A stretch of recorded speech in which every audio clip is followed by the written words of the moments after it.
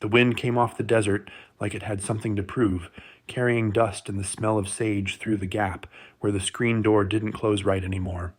Delia Yazzie wiped down the counter for the third time in an hour and watched the empty parking lot bake under the November sun. 3 o'clock on a Tuesday, and she'd served exactly 4 customers since opening at 6. The Roadrunner Diner sat on a stretch of old Route 66 that most travelers had forgotten existed. 18-wheelers used the interstate now, and tourists drove straight through to Flagstaff without stopping. The neon sign her father had installed in 1972 still buzzed and flickered at night. Roadrunner Diner, best pie in Arizona, but fewer and fewer people were around to see it. She was 52 years old and had worked in this diner since she was 14, first washing dishes after school while her father cooked and her mother ran the register, then waitressing through high school and the years after when she'd told herself she'd leave someday, see the world, do something else. Then her mother died and her father needed help and someday kept getting pushed back until it disappeared entirely. Now her father was 3 years in the ground, buried in the cemetery outside Winslow next to her mother, and Delia was still here, still wiping counters, still watching the empty lot. The bell above the door chimed, and she looked up with the automatic smile she'd been wearing for 38 years. The man who walked in looked like he'd ridden through hell to get here. Dust coated his leather jacket and settled in the creases of his face. He was 60-something, white, with a gray beard that needed trimming and eyes that carried the kind of tired that sleep couldn't fix. His patches read, Road Saints MC, Treasurer, and below that, a name tag, Dutch. He settled onto a stool at the counter, moving carefully, like his joints were reminding him of every mile. Coffee? Delia asked. Please? His voice was sandpaper on wood. And whatever's hot. Meatloaf's fresh. Mashed potatoes, green beans. That'll do. She poured his coffee and put in the order, though there wasn't much putting to do. She was the cook now, too. Had been, since she'd had to let Ronnie go 6 months back. The kitchen was small enough that she could manage both, as long as the diner stayed empty, which it did, which it always did now. When she brought out his plate, the man was staring at a photograph he'd pulled from his wallet. A woman, maybe 60, with silver hair and a smile that looked like it came easy. He tucked it away when he saw Delia watching, but not before she caught the grief in his eyes. Long ride? She asked, setting down the plate. Tucson to Gallup, visiting... He stopped. Just visiting. She didn't push. 38 years of waitressing had taught her when people wanted to talk and when they needed silence. This man needed silence. He ate slowly, deliberately, like he was making the meal. Last. She refilled his coffee twice without being asked and left him alone with whatever weight he was carrying. When he finished, she brought the check. $14.50. He reached for his wallet, opened it, and she saw his face change. That flicker of something. Loss, shame, the particular humiliation of a man who'd miscalculated. He had a 20. She could see it, folded and worn, tucked behind a photo sleeve. But she could also see him doing the math. Gas to Gallup, gas back home, the 20 that had to stretch further than it could. On the house, she said. He looked up. Ma'am? The meatloaf, on the house. She pulled the check back, tore it in half. You looked like you needed it. I can't. You can. My diner, my rules. She nodded toward the empty room. Not like I'm turning away paying customers. His jaw tightened. Pride. She recognized it because she wore the same kind herself. The kind that made it hard to accept what you couldn't afford to refuse. I'll come back, he said. When I'm flush. Pay you double. You don't owe me anything. Feels like I do. She shrugged and pulled the postcard from behind the register. Faded, edges soft, a picture of Route 66 in its glory days. Her father had kept it there since the diner opened, a reminder of what they were part of. My father used to say this road was built on people helping each other get where they needed to go. Truckers, travelers, folks running from something or toward something. She tucked the postcard back in its place. You're not the first person who sat at this counter with more road behind them than money in their pocket. Won't be the last. Dutch was quiet for a long moment.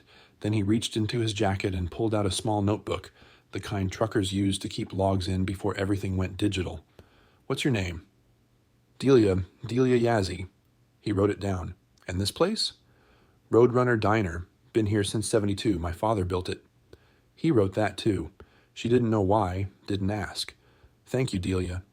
He stood, dropped $1 on the counter, all he could spare, she guessed, and more than he should, and walked to the door. You didn't have to leave anything, she called after him. He turned back. The afternoon light caught the chain around his neck, and she saw a ring hanging from it. A woman's wedding band. My wife died 8 months ago, he said. Cancer. I've been writing ever since, trying to outrun something that lives in my chest. Haven't felt like a person in all that time. He looked at her, then at the diner, at the worn stools and the faded photographs on the walls and the neon sign buzzing outside.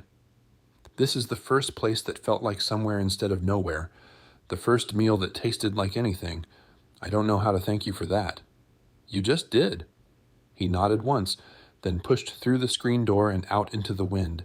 She heard his engine catch, heard it rumble and fade as he pulled onto the empty highway heading east. The dollar sat on the counter. She left it there. That evening, after she'd closed up and counted the register, $47.50, not enough to cover the electric bill, she found an envelope slipped under the door. No stamp, no return address, just her name written in careful handwriting. Inside was a letter from the bank. Her mortgage had been purchased by Gaines Development, LLC. The new holder was calling the loan due in 30 days. She read it twice, then a third time, as if the words might rearrange themselves into something she could survive. 30 days. After 52 years, 30 days. She sat in her father's booth, the one by the window where he used to do the books every Sunday night, and she didn't cry. She was too tired to cry. Instead, she pulled out the guest book from 1972, the one her mother had started on opening day, where every customer could sign their name and leave a message, and she turned to the first page. March 15th, 1972. First day open. God bless this place and everyone who stops here. William Yazzie. Her father's handwriting, the first entry in a book that held 50 years of names, 50 years of travelers, who'd stopped for coffee or pie or a moment's rest on their way to somewhere else. She closed the book and held it against her chest. 30 days, 50 years, and a man named Dutch riding east with her name in his notebook and a meal in his belly that she couldn't afford to give away. She didn't know it yet, but that meal was the most important thing she'd ever done. Dutch made it to Gallup by nightfall. He checked into a motel that charged by the hour and didn't ask questions, lay on a bed that smelled like cigarettes and regret, and stared at the ceiling until the sun came up. He'd ridden to visit his wife's grave. Martha had grown up in Gallup before her family moved to Tucson, and she'd always said she wanted her ashes scattered in the hills outside town, where she'd learned to ride horses as a girl. He'd done it 3 days ago, stood on a ridge with the wind tearing at his jacket, and watched her disappear into the red earth, and now he didn't know what to do next. For 8 months, the goal had been getting here. Now, here was done, and the emptiness that followed was worse than the grief that came before. He pulled out his notebook and looked at what he'd written. Delia Yazzie, Roadrunner Diner, Route 66, been there since '72. The woman had given him a meal when he couldn't pay for it. Hadn't made a fuss, hadn't made him feel small, just torn up the check like it was nothing, like kindness was something you did without thinking about the cost. He thought about the letter he'd seen her reading through the window as he'd walked to his bike, the way her face had changed, the way she'd sat down like her legs had stopped working. He thought about his daughter, Maggie, who hadn't spoken to him in 6 months, who'd said at Martha's funeral that he'd spent 40 years loving his club more than his family, and she was done pretending otherwise, who'd been right about more of it than he wanted to admit. He picked up his phone, put it down, picked it up again. I met someone today, he typed, a woman who reminded me of your mother, the way she just helped without being asked. I'm going to try to help her back. Don't know how yet, but I wanted you to know I'm trying to be better. Dad. He sent it before he could change his mind. The read receipt never came. 300 miles west, Delia was on the phone with a lawyer in Flagstaff who charged $200 an hour and told her things she already knew. The loan sale is legal, he said. Gaines Development has the right to call it due. Your original mortgage had an acceleration clause. Most of them do. If you can't pay the full balance in 30 days, they can foreclose. How much is the balance? $47,000, give or take, plus fees. She closed her eyes. 47,000. She hadn't seen that much money in one place in her entire life. What are my options? You could try to refinance, but with your income and credit history... He let the sentence die. Honestly, Ms. Yazzie, I'd start thinking about what you want to keep. Family photos, anything of sentimental value. The property itself. This property is my family, 4 generations. I understand, but sentimentality doesn't hold up in court. She hung up without saying goodbye. It was rude, and she'd been raised better, but she couldn't make herself care. That afternoon, she drove into Winslow to the offices of Gaines Development, LLC. They occupied a new building on the main strip, all glass and sharp angles, the kind of architecture that looked like it had been shipped in from somewhere else. A receptionist with perfect nails and a smile that didn't reach her eyes told her Mr. Gaines was unavailable. I'll wait. He's out of town until Thursday. Then I'll come back Thursday. She did. Thursday morning, 8 a.m., sitting in the lobby with her purse in her lap and her father's guest book in her bag. She didn't know why she'd brought it. A talisman, maybe. Proof that the diner mattered. Victor Gaines came out at 8:30. He was younger than she'd expected, mid-50s, fit, with the kind of tan that came from golf courses rather than working outdoors. His suit cost more than her car. Ms. Yazzie? He said her name like he'd memorized it from a file. I'm sorry for your situation, but business is business. That diner has been in my family for 52 years, and it's been losing money for at least 10 of them. I've seen the books. He gestured toward his office. Come in. Let me show you something. She followed him, wary, into a room dominated by a massive desk and a wall of architectural renderings. He pulled one down and spread it across the desk. Route 66 Truck Plaza, he said. Fuel station, convenience store, restaurant, showers for long-haul drivers. We're building 6 of them along the old highway, revitalizing communities that have been dying since the interstate went in. He tapped a spot on the map. Your property is right here, prime location. The only thing standing between us and groundbreaking is a 50-year-old diner that serves 4 customers a day. Those 4 customers matter. To who? His voice wasn't cruel exactly, just certain. Ms. Yazzie, I grew up poor. My father ran a hardware store in a town just like this one, and when the big chains moved in, he lost everything. I watched it destroy him, destroy my family. He straightened up. I'm not the villain here. I'm the guy who learned that sentiment doesn't pay the bills. Progress is coming to this corridor whether you sell or not. The only question is whether you walk away with something or nothing. How much? $60,000 for the property, enough to start over somewhere else. It was more than the mortgage, more than she'd expected, but something in her couldn't say yes. I need to think about it. You have until the 23rd. After that, we foreclose and you get nothing. He walked her to the door. I'm not trying to be cruel, Ms. Yazzie, but I've learned that kindness in business is just weakness with better marketing. She drove home in silence. The desert stretched out on both sides of the highway, vast and indifferent, and she thought about her father's hands on the steering wheel of this same truck, driving this same road back when the diner was new and the future was something you built instead of something that happened to you. That evening, a motorcycle pulled into the parking lot, then another, then 3 more. Dutch was at the front, his Road Saints patch catching the last light of the day. Behind him were 4 other riders, 3 men and a woman, all wearing the same colors, all looking like they'd ridden hard to get here. Delia stepped onto the porch. You came back. Told you I would. Dutch killed his engine and swung off the bike. Brought some friends. Why? Because I made some calls. Asked around about Gaines Development. He pulled off his gloves finger by finger. They've done this before. Small businesses, family operations, places that can't fight back. They buy up the debt, squeeze until the owners give in, and flip the land for 3 times what they paid. I know what they're doing. I just don't know how to stop it. That's why we're here. He nodded toward the other riders. Monk used to be a contractor before he joined up. Carla's got a cousin who works in the county assessor's office. Preacher, he gestured at a thin man with a clerical collar visible under his jacket. Preacher actually is a preacher, and Sal knows everybody worth knowing between here and Albuquerque. I can't pay you. We're not asking for payment. Then what are you asking for? Dutch was quiet for a moment. The wind picked up, carrying sand and the smell of sage, and somewhere in the distance a coyote called out to the darkening sky. My wife's name was Martha, he said. She spent 40 years putting up with me being gone half the time, riding with the club, chasing something I couldn't name, and she never once complained, never once made me feel like I owed her. She just... His voice caught. She just loved me, even when I didn't deserve it. He reached under his shirt and pulled out the chain with the wedding ring. 8 months ago, she asked me to promise her something. She said, "When I'm gone, stop running. Find something that matters and hold on to it." He looked at the diner, at the neon sign flickering in the dusk. I think this is what she meant. Not just your diner, the whole thing. People helping people because it's right, not because it pays. Delia felt something crack in her chest, not break, but loosen, like a door she'd kept locked for too long. "I don't know how to accept help," she said. "I've been doing this alone so long I forgot there was another way."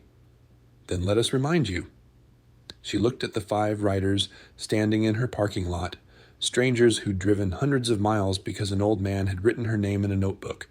She thought about her father, about the guest book, about 50 years of travelers who'd stopped here on their way to somewhere else. "Okay," she said. "Okay, but I'm making dinner. You're not helping on an empty stomach." Dutch smiled. It was small and tired, but it was real. "Yes, ma'am." They ate meatloaf and mashed potatoes at the counter while the neon sign buzzed outside and the desert wind rattled the screen door. Delia watched these strangers put away her food like they hadn't eaten in days, and something in her that had been clenched for years began, slowly, to unclench. Monk was the big one, 6'4", hands like dinner plates, a voice that rumbled up from somewhere deep. He'd built houses for 30 years before his back gave out. Carla was small and sharp, with silver streaks in her black hair and a laugh that came quick and easy. Preacher was exactly what his name suggested, a Methodist minister who'd found his calling on 2 wheels after his congregation asked him to leave for conduct unbecoming. He didn't say what the conduct was, nobody asked. And Sal was the one who worried her. He was younger than the others, maybe 45, with a face that had been handsome once and eyes that calculated everything they saw. He'd been quiet through dinner, watching Delia the way a card player watches someone holding a hand they can't read. "So here's what we know," Dutch said, pushing his plate aside. "Gaines has been buying up distressed properties along this stretch for 2 years, flips them to a development company out of Phoenix. The truck plaza he showed you? That's the 4th one they've built. The others are already operational." "Which means he knows what he's doing," Delia said. "Which means he's got a playbook, and playbooks have weaknesses." Dutch looked at Carla. "What did your cousin find?" Carla pulled a folder from her saddlebag, photocopies, dog-eared, and marked with highlighter. "The county assessor's office has been busy. Gaines filed for development permits on your parcel 6 weeks ago, before he even owned the mortgage." "Is that legal?" "Gray area. He filed as prospective owner pending acquisition. It's not illegal, but it's aggressive." She spread the papers across the counter. "Here's the interesting part. The permits got fast-tracked. Usually takes 4 to 6 months. His went through in 3 weeks. Someone on the inside," Monk said. "Someone with juice. County commissioner named Ray Delacroix signed off personally. I looked him up. He and Gaines went to ASU together. Fraternity brothers." Delia stared at the papers. 6 weeks ago, she'd been wiping down this same counter, not knowing that someone was already planning to take it from her. The violation of it, the casual assumption that her life could be dismantled while she wasn't looking, made her hands shake. "So what do we do?" she asked. Sal spoke for the first time. "We make noise. Get the story out. Local news, social media, the whole circuit. Family diner targeted by corporate developer. People eat that up. Enough pressure, maybe Gaines backs off." "Or maybe he doubles down," Dutch said. "Men like him don't scare easy." "Then we find leverage. Everyone's got something they don't want public." Sal's voice was smooth, practiced. "I know people who can dig." "No." Delia's voice surprised her with its firmness. "I'm not winning this by dragging someone through the mud. That's not who I am. With respect, ma'am, who you are is about to be homeless. Sal." Dutch's tone carried a warning. "I'm just being realistic. She's got, 23 days now. You think petitions and prayer circles are going to stop a man with lawyers and permits and a county commissioner in his pocket?" Sal leaned back. "I've seen this movie before. The little guy loses, unless the little guy fights dirty." The room was quiet. Outside, a truck rumbled past on the highway, its headlights sweeping across the windows and disappearing into the dark. "There's another way," Preacher said. He'd been silent through most of dinner, but now he set down his coffee cup with the careful deliberation of a man choosing his words. "The guest book. You said it goes back to 1972. My mother started it. Every customer who wanted to could sign. That's 50 years of names. 50 years of people who passed through and left a piece of themselves here." Preacher looked at her. "How many of them are still alive, still in the area, still remember stopping at the Roadrunner diner on their way to somewhere else?" Delia hadn't thought of it that way. The guest book was a keepsake, a memory, not a weapon. "What are you suggesting?" "I'm suggesting that this place matters to more people than just you, and if we can find them, remind them, maybe they'd want to help save it." "That's a lot of maybes," Sal said. "Faith usually is." Dutch pulled out his phone. "Road Saints have chapters in 6 states. If we put the word out, social media, the old networks, we could have 100 riders here by the weekend, maybe more. A show of support." "To do what?" Delia asked. "Stand in the parking lot?" "Sometimes standing is enough. Sometimes people just need to see they're not alone." She wanted to believe him, but 38 years of doing things herself, of trusting no one but her own 2 hands, made belief feel like a cliff she wasn't sure she could step off. "I need some air," she said. She walked out the back door, past the dumpsters and the propane tank, and the patch of scrub where her father used to grow tomatoes before the water got too expensive. The stars were bright and hard overhead, the way they only got in the desert, away from city lights. She'd seen these same stars her whole life. The thought of not seeing them, of being somewhere else, starting over, felt like a kind of death. The screen door creaked behind her. Dutch. "I know what you're thinking," he said. "I doubt it. You're thinking this is charity, that accepting help means admitting you failed." He stood beside her, looking up at the same stars. "I thought the same thing for 40 years. My wife used to beg me to slow down, to let the club handle things without me for once, to be present. I always said I would, later, when things calmed down." He pulled out the wedding ring on its chain, held it up so it caught the starlight. "Things never calmed down, and now she's gone, and I've got a daughter who won't return my calls and a lifetime of later that never came." His voice was steady, but something underneath it wasn't.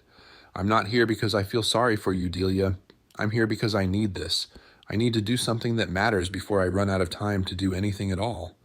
She looked at him, this stranger who'd walked into her diner 2 days ago with dust on his jacket and grief in his eyes, and saw something she recognized, the loneliness of someone who'd been strong for so long they'd forgotten how to be anything else. "My father built this place with his own hands," she said. "Every nail, every board. He used to say it wasn't just a diner, it was a promise that anyone who stopped here would be treated like family, no matter where they came from or what they had in their pockets." "Sounds like a good man." "He was. And when he died, I promised myself I'd keep that promise alive, no matter what." She wiped her eyes with the back of her hand. "But I don't know how to keep a promise I can't afford anymore." "Then let us help you afford it. Not charity, partnership." Before she could answer, Carla came through the back door, her face tight. "We've got a problem. I just got off the phone with my cousin. Gaines found out we're here. Someone must have seen the bikes, made some calls. He's moving up the timeline." "How far up?" "Foreclosure hearing is now scheduled for Monday, 4 days from now, and there's more." She held up her phone, showing an email. "The county already approved his final permits this afternoon. If we lose the hearing, bulldozers roll Tuesday." Delia felt the ground shift beneath her. 4 days. She'd had 23, and now she had 4. "There's something else," Carla said. She looked at Sal, and something passed between them that Delia couldn't read. "Tell them." Sal's jaw tightened. "Gaines and I have history. 5 years ago, he bought a property out from under my sister in Tucson. Same playbook. She lost her house, her business, everything." He paused. "I've been looking for a way to hurt him ever since. When Dutch called about your situation, I saw an opportunity." "What kind of opportunity?" Dutch's voice had gone cold. "The kind where Gaines goes down hard. I've got contacts, people who can make his life difficult, permits that get lost, inspections that find problems, investors who hear rumors." Sal met Dutch's eyes. "I wasn't going to tell you. I was just going to do it." and drag us into something dirty without our knowledge. It would have worked. That's not the point. Dutch stepped forward, and for a moment Delia thought he might swing. The point is, you made that choice for all of us, for her. He gestured at Delia. This is her fight. Her rules, not yours. Sal's face was hard, unreadable. Then something in it shifted, a crack in the armor, just for a moment. My sister tried to do it clean, he said. Lawyers, community support, all of it. She lost anyway, and 6 months later she put a gun in her mouth. His voice didn't waver, but his hands did. So forgive me if I'm not interested in fighting fair against people who don't. The desert wind gusted, carrying sand and silence. Delia looked at Sal, at the grief beneath the calculation, the rage beneath the cool, and made a decision. I'm sorry about your sister, she said. I am, but I'm not fighting this battle to become someone I'm not. If I save this diner by burning someone else down, then I've already lost what makes it worth saving. Sal stared at her for a long moment. Then he nodded once and walked back inside. He'll stay, Dutch said quietly. He's angry, not disloyal, but we need a new plan. We've got 4 days. Then we'd better work fast. He pulled out his phone. I'm calling every chapter between here and California. If Gaines wants a show, we'll give him one, but we do it clean. We do it right. Delia looked at the stars one more time. Then she went inside to get the guest book. It was time to start making calls.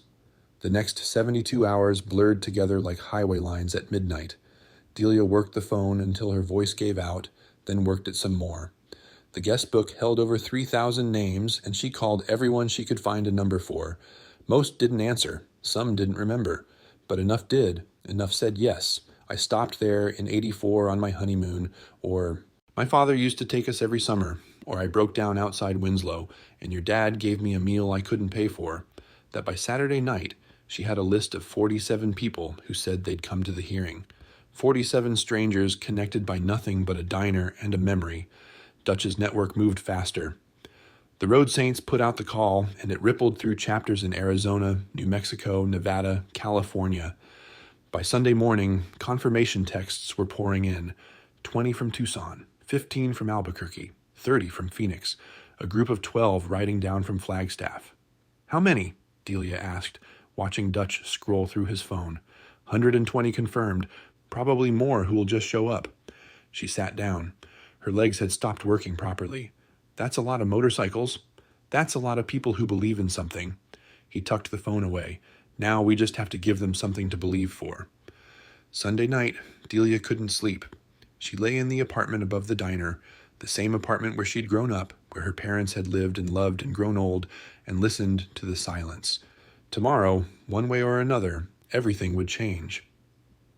At 2 a.m, she got up and went downstairs.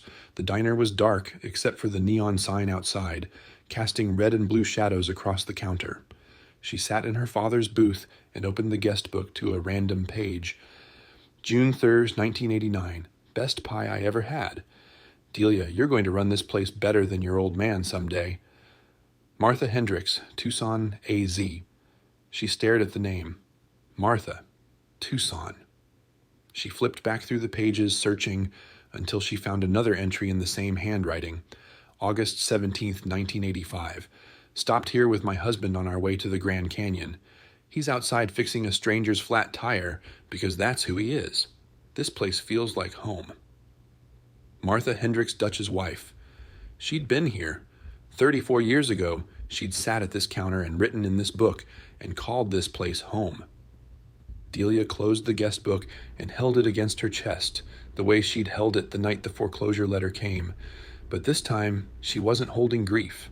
She was holding proof that some things mattered in ways you couldn't measure. Monday morning broke clear and cold, the November sun sharp as glass. Delia dressed in the nicest clothes she owned, a dark blue dress her mother had worn to church, a silver necklace her father had given her for her 30th birthday, and drove to the county courthouse in Winslow. The parking lot was already full. Motorcycles lined every available space, chrome glinting in the morning light. Road Saints patches mixed with other clubs she didn't recognize, Desert Wolves, Iron Horse Brotherhood, Red Mesa Riders. There were pickup trucks too, and sedans, and a church van from a Methodist congregation in Holbrook. People stood in clusters, holding coffee cups and hand-lettered signs. Save the Roadrunner. 52 years of family. Honk for history. Delia pulled into the last open spot at the far end of the lot and sat there, hands on the wheel, trying to remember how to breathe. Dutch appeared at her window. You ready? No. Good. That means you're taking it seriously. He opened her door. Come on, there's some people you should meet. He led her through the crowd, and she realized they were parting for her, making space, nodding as she passed. Strangers who'd driven hundreds of miles because an old woman had refused a tip from a broke biker. At the courthouse steps, a woman was waiting. She was maybe 30, with Dutch's eyes and Martha's cheekbones, and she was holding a little girl who couldn't have been more than 4. Delia, Dutch said, and his voice had a crack in it she hadn't heard before.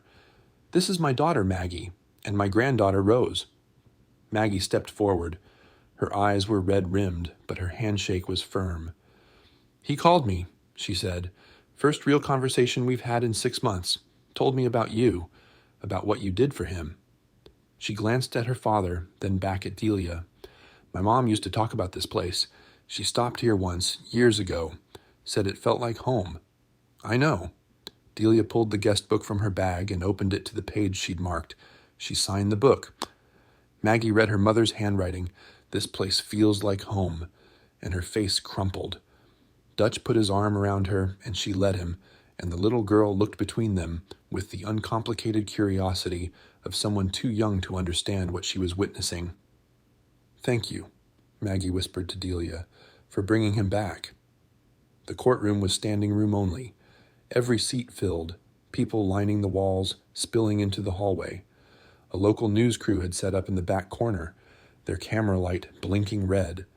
Victor Gaines sat at the plaintiff's table with 2 lawyers in suits that cost more than Delia's car. His face was composed, professional, but she caught him glancing at the crowd with something that might have been unease. The judge, a weathered woman named Honorable Patricia Redhorse, called the hearing to order and asked Gaines to present his case.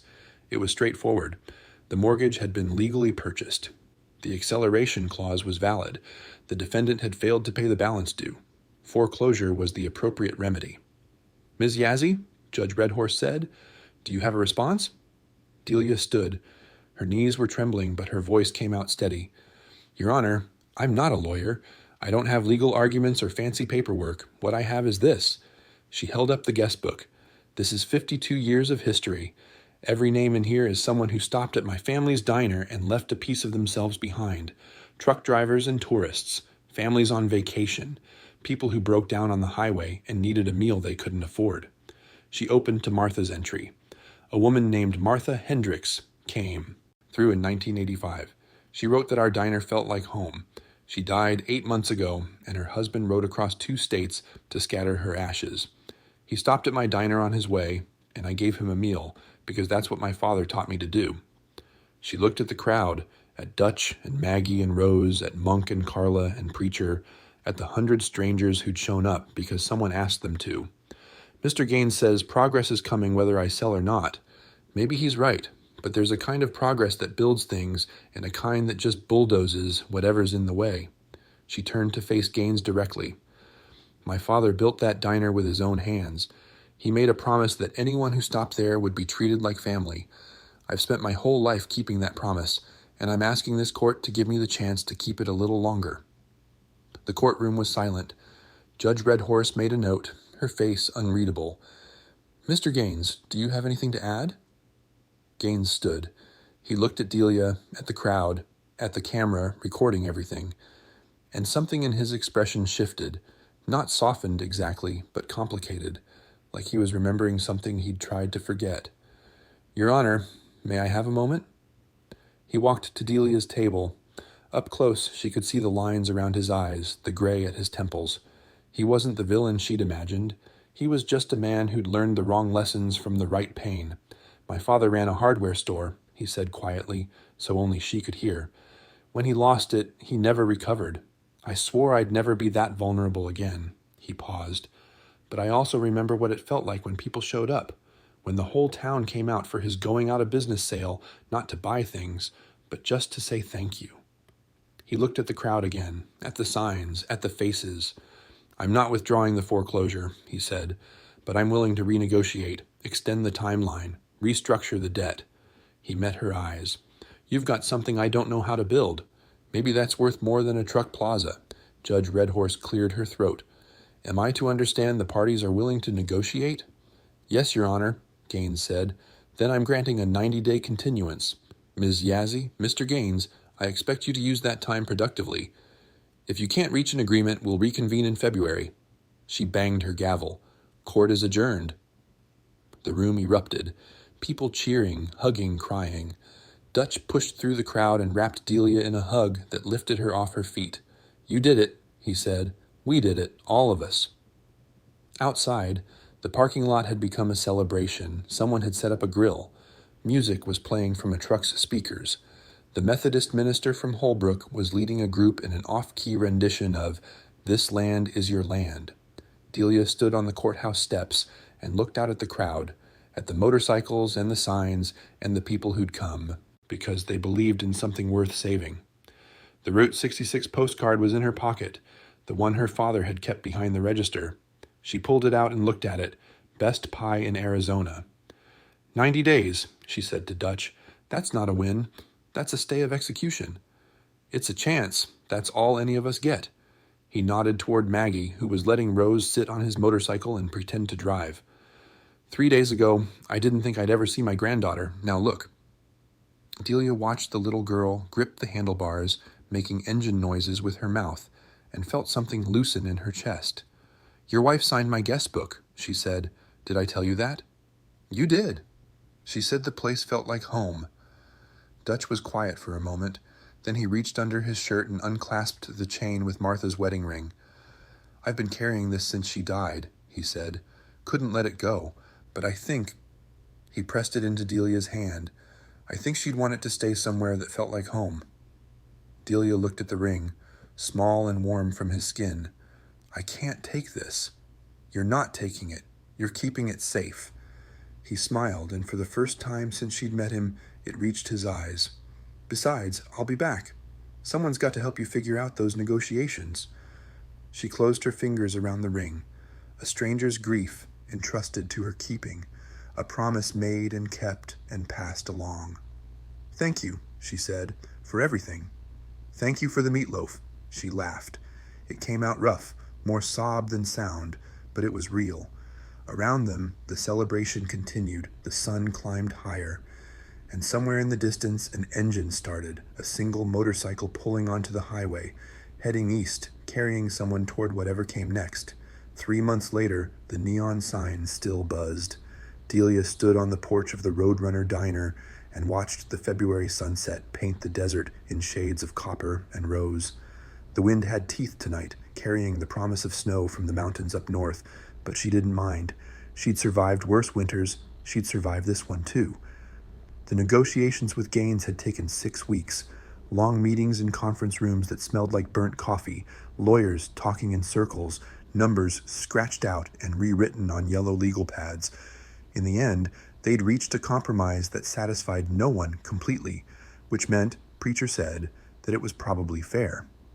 Gaines kept the development rights to the eastern parcel, enough land for a scaled-down truck stop that wouldn't require demolishing the diner. Delia kept the building and a half-acre around it, the mortgage restructured into something she could actually afford. The 2 properties would share a parking lot. Travelers could fill their tanks at the gleaming new pumps and then walk across the asphalt for a slice of pie at a counter that hadn't changed since 1972. It wasn't the victory she'd imagined. The diner would have neighbors now, corporate ones with fluorescent lights and prices set by algorithm, but it would still be standing. Her father's promise would still be kept. Some mornings, that was enough. Other mornings, she missed the silence of the empty highway, the solitude that had been both prison and sanctuary. She was learning to hold both truths at once. Dutch came by every few weeks, sometimes alone, sometimes with Maggie and Rose. The first time he'd brought his granddaughter into the diner, the little girl had climbed onto a stool at the counter and announced that she wanted the pie Grandma liked. Nobody had told her about Martha's guest book entry. Nobody needed to. Delia had given her a slice of cherry pie with a scoop of vanilla ice cream, and Rose had eaten it with the serious concentration of someone performing a sacred ritual. When she finished, she looked up with red-stained lips and said, "Grandma was right. This place feels like home." Dutch had to leave the room for a moment after that. When he came back, his eyes were dry, but his voice wasn't. The wedding ring still hung in its place behind the register, next to the Route 66 postcard and a new photograph, one Carla had taken on the courthouse steps, showing Delia surrounded by a crowd of strangers who'd become something more. She looked at it sometimes when the diner was empty, and the doubt crept in. Proof that she hadn't imagined it. Proof that people still showed up for each other. Sal had surprised her. After the hearing, he'd pulled her aside and apologized, not for wanting to fight dirty, but for not trusting her to know her own battle. "My sister would have liked you," he said. "She believed in doing things right, even when it cost her." He'd ridden out that afternoon and she hadn't seen him since, but he sent a check every month. No note, no return address, just a money order made out to the Roadrunner Diner. She'd tried to send them back at first. Now she put them toward a scholarship fund for kids in Winslow who wanted to go to trade school. Victor Gaines had broken ground on his truck stop in January. Delia watched the construction from her porch some mornings, the skeleton of the building rising against the desert sky. She didn't hate him anymore. She'd seen his face in that courtroom, the moment when he'd remembered something true about himself, and she'd understood that people were more complicated than the worst thing they'd done. He stopped by the diner once, alone, on a Saturday afternoon when the construction crew was off, ordered coffee and pie and ate in silence, looking out the window at the land he was reshaping. "My father's store," he said finally. "I used to think losing it was the worst thing that ever happened to him. But lately, I wonder if the worst thing was what it taught me. That survival means never being vulnerable again." He set down his fork. "I've been successful, I've been safe, but I don't think I've been happy in a long time." "Happiness is a choice," Delia said. "My father used to tell me that. Took me 50 years to understand what he meant." "What did he mean?" "That you can't protect yourself from loss by refusing to love things. You just end up losing differently." Gaines had paid for his coffee and left without another word. But the next week, an envelope arrived at the diner, a donation to the scholarship fund, 10 times larger than any of Sal's checks. The memo line read, "In memory of Harold Gaines, who loved his hardware store."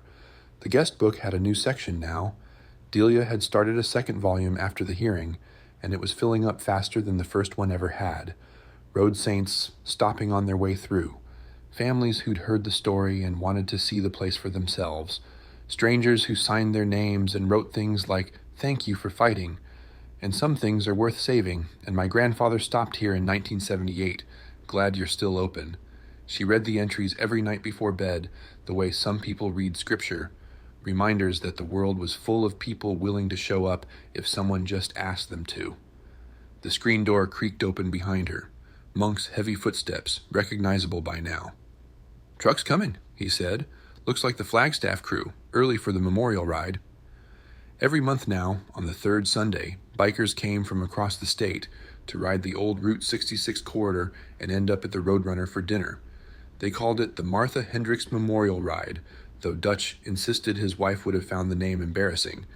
It had started small, a dozen riders that first month, but word spread the way word does.